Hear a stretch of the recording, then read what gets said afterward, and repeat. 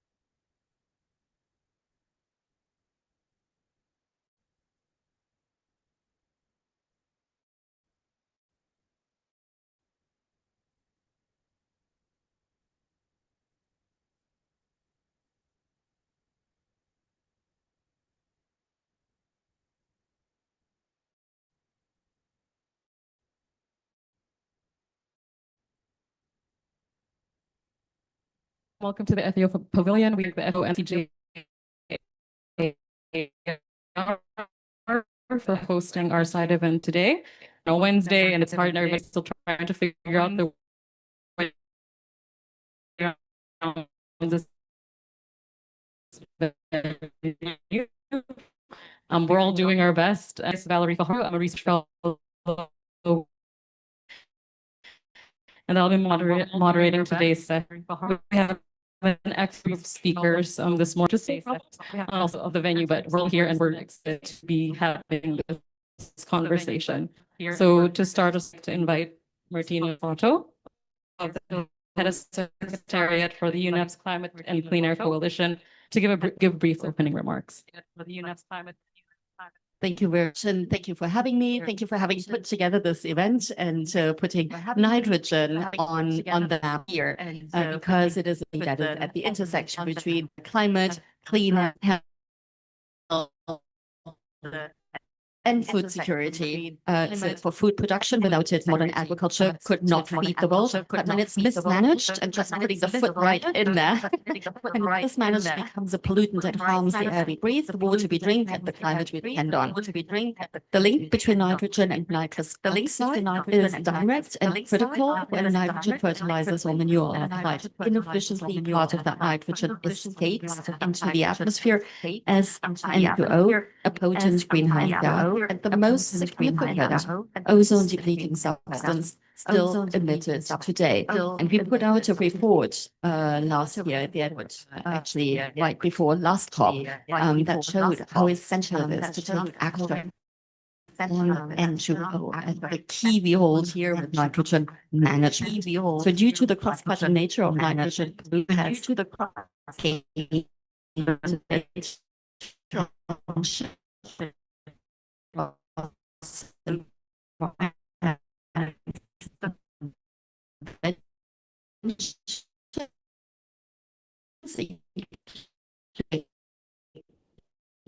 some UNEA resolutions, the Kunming Montreal Global Block, the crimes, a lot of that. And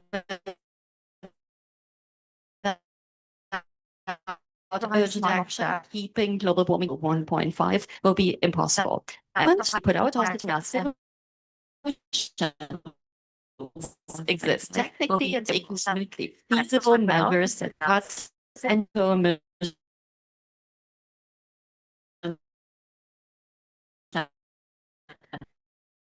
than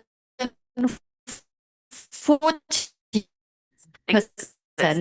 while improving a critical pathway for both climate mitigation and adaptation. And at the CCIC, we've always been guided by science, focused on solutions that deliver multiple benefits. And this is really an area we can do this.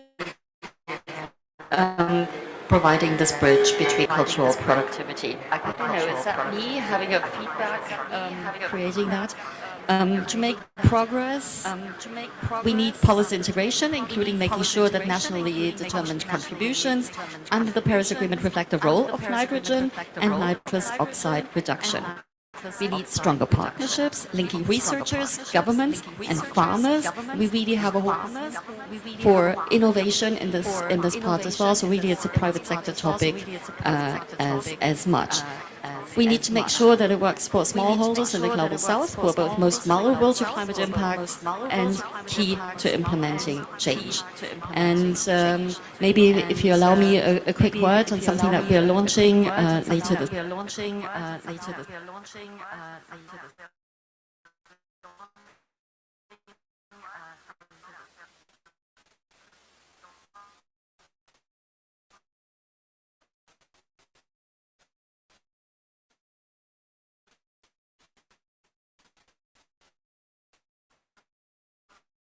And I think we heard that very vibrantly from, for example, Prime Minister Motley in the World Leaders Summit. It's not to put another thing on the shoulders of farmers, but it's making sure that in what they do better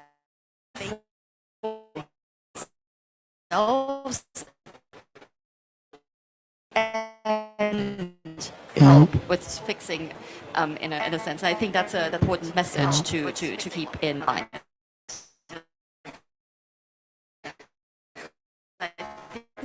Now we are here, it's about turning commitments into nitrogen more wisely, emissions of both methane, nitrogen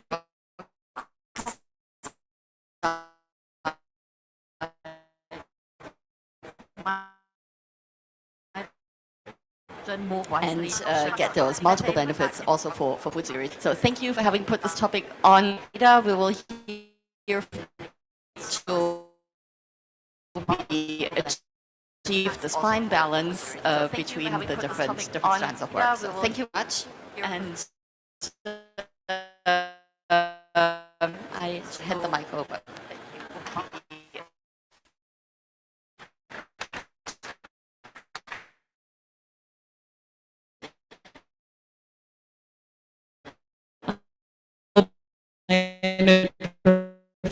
Professor Mark Sutton from the International Nitrogen Initiative and the head of International.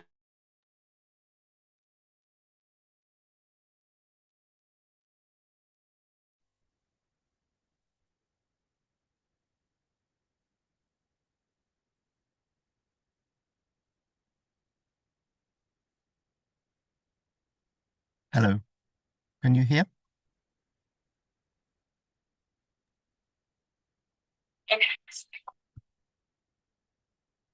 Can you hear me speak?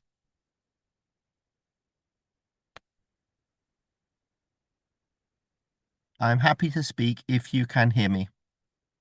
Yes, Mark, you're audible. Okay, well, thank you, everybody. I realize that the connection is... Sorry. We need a few more minutes. They're gonna go to the panel now because we're trying to solve this because the issue was still persisting. Okay. Okay, I will let you know in the chat once this is sorted. Thank you. thank you.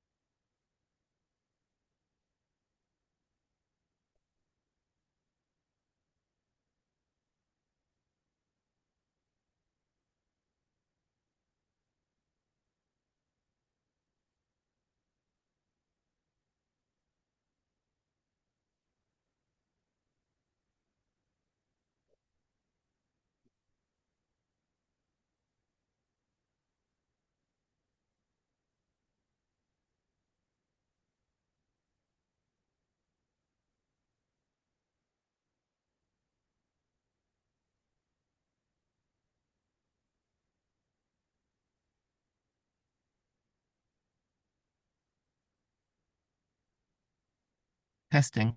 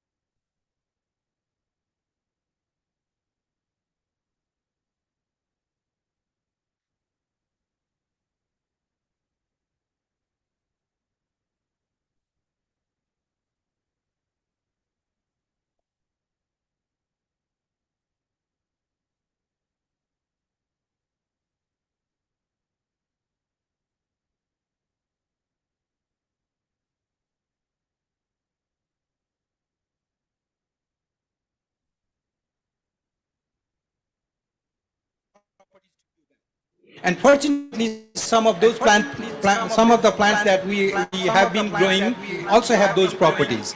And scientists have been able to transfer those genes that are responsible for inhibiting the nitrification from its wild relative to some of those commercial crops such as wheat, rice, maize, and some of the plants like sorghum and bracharia already have those properties. So BNI wheat is one of those wheat varieties that scientists has transform this biological nitrification inhibition property from its wild relative rhesus into the commercial varieties of wheat, and we call it BNI wheat. We tested it together with the non-BNI counterpart across different rate of nitrogen and few soil environment, and we found that BNI wheat can reduce the nitrogen consumption by 8 to 21% as compared to non-BNI wheat. And consequently, it will reduce the nitrogen nitrogen loss as emission as well as leaching. So while we are testing this BNI with non-BNI across the wheat mega environment in Asia, Africa, Latin America, as well as in Europe and America, with the partners across different environments, different soil types, across different range of nitrogen application, how would be the effect of BNI? We did a simple ex-ante analysis based on our preliminary finding what would be the global potential of this technology. And you can see from the right that adoption of BNI wheat into the suitable wheat area within the global wheat area across the world will result into greenhouse gas emission reduction by about 15 million ton of CO2 equivalent per year.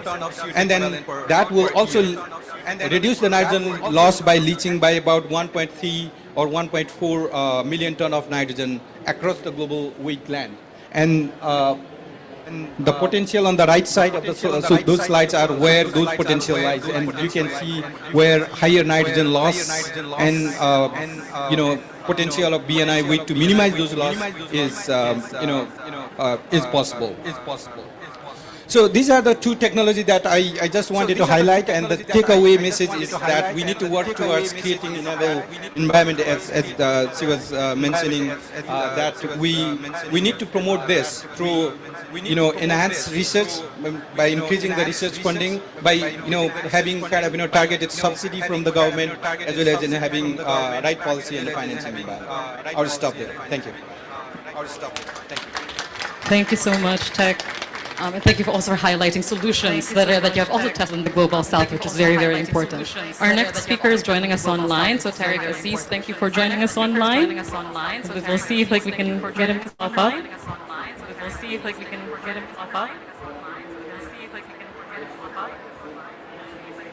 Good morning. Okay, perfect. Can you hear me?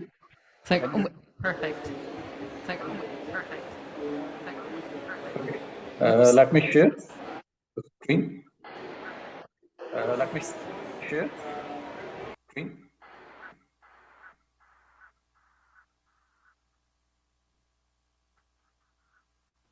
Please let me know if it is visible.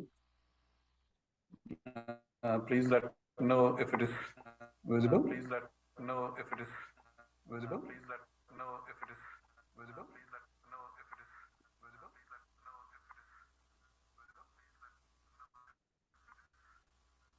Am I audible? Am I audible? Am I audible? Am I audible? Am I audible? Am I audible? Am I audible? Okay. Thank you very much, ladies and gentlemen. Good morning, good afternoon, good evening, wherever you are, and also who are joining in person. Thank you very much. I would like to specific thanks to FAO, the Pavilion, and the organizers of this side event. This is really great, and I'm pleased to be as a panelist. Really great, and I'm pleased to be as a panelist. I am Dr. Tariq Aziz, representing International Nitrogen Initiative as a regional director for the South Asia, and I will be discussing how South Asia is translating the nitrogen challenge into coordinated regional action for climate, food security, and livelihood, as the title of this webinar. So coming to the previous, nitrogen is essential for the very existence of life on this planet. Without nitrogen, half of the food which is being produced today may not be possible. So this is very important. However, if it is accumulated in the environment, then it can threaten sustainability of life, like it can deteriorate air, water, soil quality, health, biodiversity loss, and the climate change. So this is the very general, and all of us know about nitrogen. South Asia is working at addressing this challenge. Before going to this, I would like to introduce South Asia. It is a region of about 5% of the world's total land mass, with about 25% of the global population. So because of this huge population potential, the population pressure, the region faces severe environmental and the ecosystem pressures. Ecosystem functions are under severe pressure. And if you see the figure on the right side, these are just the relative difference to global means of the nitrous oxide, ammonia, and NOx emissions. And you can see the clear difference that the nitrogen emissions we have estimated in our South Asia Nitrogen Hub project, that the ammonia emissions and the nitrous oxide emissions have been rose in just 15 years by 36%, and the NOx emission have been soared by more than 100%. So this is a very alarming for the region as well as for the globe. And in this project, we analyzed the available policies which may or may not impact the nitrogen. So the total policies were more than 1,000, and most of the policies belongs to many different sectors, as nitrogen is linked with many sectors, almost all of the SDGs as well. So a number of the policies are available, but most of the policies in the South Asia were pro-nitrogen, rather to reduce the nitrogen pollution. Some of the policies were there that can work towards sustainable nitrogen management. However, most of the policies were towards the pro-nitrogen growth. So the South Asia is the region which has addressed this challenge, and one of the major, some of the activities which South Asia region is working on, it was through South Asia Nitrogen Hub. It was a UK-funded project, which was led by Mark Sutton and the team from 8 South Asian countries. And both of the nitrogen resolutions, which were adopted by the United Nations Environment Programme, both were tabled by the South Asian countries. First one was by India, and the second by Sri Lanka. So this is great. And then Colombo Declaration 2019, in which the member states, the joining member states also discussed and adopted to reduce the nitrogen waste by 50% by 2030. And then we conducted a number of the side events, like at UNEA 6, at COP29, at high-level political forum, and a number of these side events to raise awareness about the nitrogen issue, both at the regional level and at the global level. And these are the take-home messages from resolutions. UNEA 4, the first resolution, introduced the sustainable nitrogen management as an emerging intergovernmental challenge, and it recognized nitrogen pollution as a multi-sectoral challenge affecting air, water, biodiversity, climate, and food security. And this resolution firmly brought nitrogen onto the global environmental agenda and encouraged international cooperation. And subsequently, in the second resolution, it raised awareness on the nitrogen waste reduction, encouraged national action plans, and updated progress on the scientific assessments. So this resolution moved beyond the awareness and pushed for concrete national action plans, better policy coordination, and stronger governance mechanism. And it's great that now more than 90 national focal points, the member states have joined nitrogen working group of the United Nations Environment Programme. So this is the outcome of these resolutions which were tabled by the South Asia. So now the future challenges, like the tripling of global fertilizer prices. This is a serious challenge, particularly for the developing countries, because nitrogen is linked with the food security as well. So the second is the global energy crisis of 21 to 23. This accelerated recognition for the need for action on sustainable nitrogen management. And also there is a motivation for the member states to reduce waste nitrogen resources, because the worth of wasted nitrogen resources ranges between 150 to 600 billion US dollar globally per year. So this is a huge loss, which can be either utilized for many of the beneficial projects. So, and the most importantly, nowadays, the use of ammonia as a decarbonization, as a potential fuel in the decarbonization efforts, it may have many environmental risks and the policy challenges. So, what the South Asia is working towards, the South Asia Cooperative Environment Program, in collaboration with the South Asia Nitrogen Hub and the member states, all of the member states, and well informed by the experts from the South Asia Nitrogen Hub. It has developed a draft to be adopted by the SAKIP and maybe hopefully in the next Governing Council meeting. So I will briefly introduce what it is. So the background, it was facilitated by SAKIP, and then scope involves all eight member countries in the South Asia. And vision is to sustainable nitrogen future, healthy environment and climate resilient society, and nitrogen benefits for all. So this is the vision.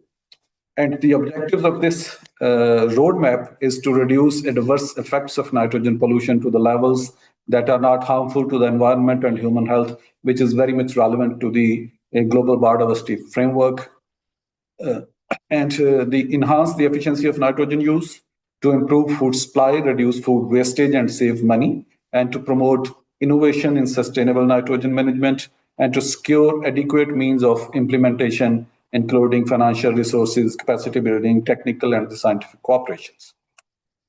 We have identified 17 targets, and because nitrogen is linked with many sectors, so the first is shared across the society. There are 4 targets. Then sector-based society targets, agriculture sector, there are 4 targets were identified. Then for transport, energy, and industry, then there were wastewater, and then consumption and the municipal solid waste. So these 17 targets have been identified, and to address these targets, to achieve these targets, we have also identified key actions as well. So hopefully we are moving this draft to the next Governing Council meeting of the SAKIP countries, and this would be, I think, the first regional roadmap for the sustainable nitrogen management, which would be a roadmap towards ultimately towards the global agenda on the sustainable nitrogen management. So if you look on the Pakistan's efforts, a number of consultative meetings have been organized during the last 3 years on sustainable nitrogen management, and we have consultative meetings with various ministries, relevant ministries, stakeholders, and hopefully, we are very much hopeful that Pakistan is going to submit the 3rd nitrogen resolution. The draft is with our ministry for the final approvals, and hopefully we will get it done in the next 2 or 3 weeks. So thank you very much. This is from my side.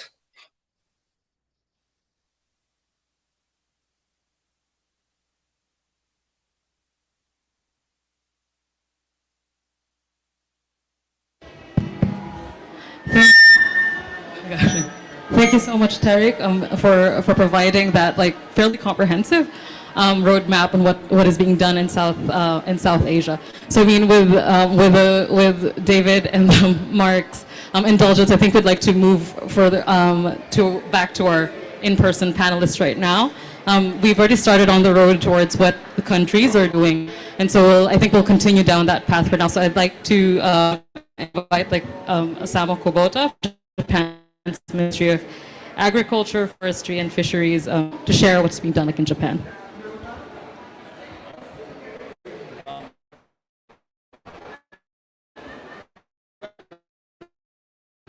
share the PowerPoint, so could you put on the screen about the Deputy Assistant Minister of Japan's Ministry of Agriculture, Forestry and Fisheries. And first of all, thank you very much for giving me the opportunity to speak here. And it's doing the nitrogen management, especially in what we are doing for the agricultural sector.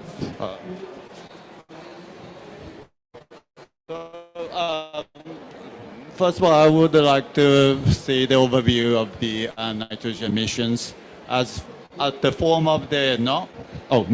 At the form of NOx emission in Japan. As you say,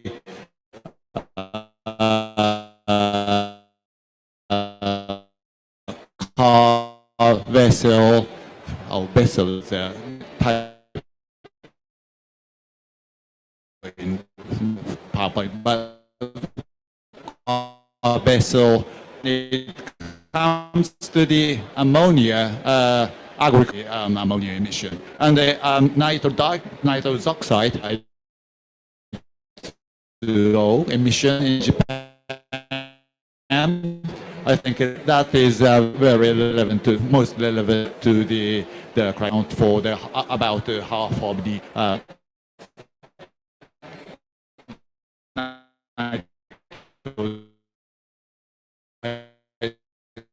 dioxide emission in Japan. And also one of the major sources. I would like to underline is that it's not agriculture, but all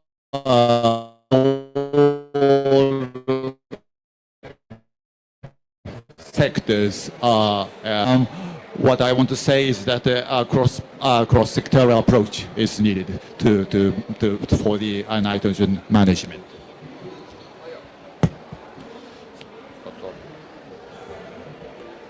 So what we did for this cross-management,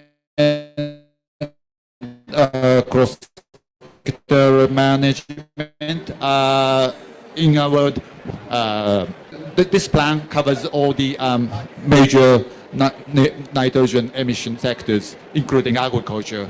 And this NAP is along with the template of UNEP has made. The process of